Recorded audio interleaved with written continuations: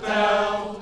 Prima zand is van ons Friese land en dat al voor menig jaar. Prima zand gelooft en dat klopt voor geen kant, en dat vinden wij raar. Om deze wereld mooi te houden is er een circulaire economie nodig.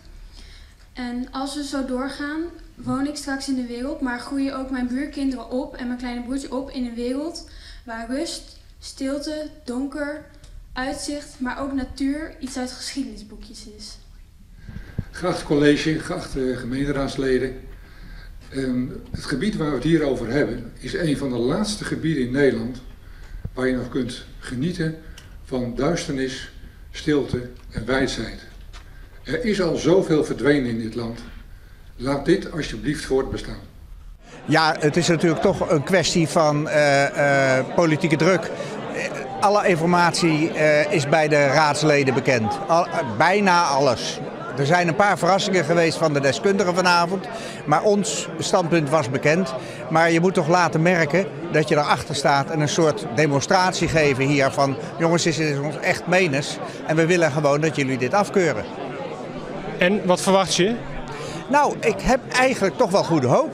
En ik geloof ook wel dat de partijen die hier in BMW vertegenwoordigd zijn, dus FNP, CDA en VVD, nog eens achter hun oren krabbelen.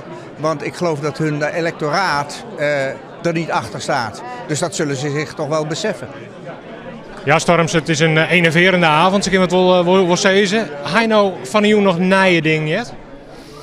Nee, niet echt. Alleen wat ik wel heb gehoord is dat er heel veel mensen die een bepaalde mening, een stelling doen over feiten.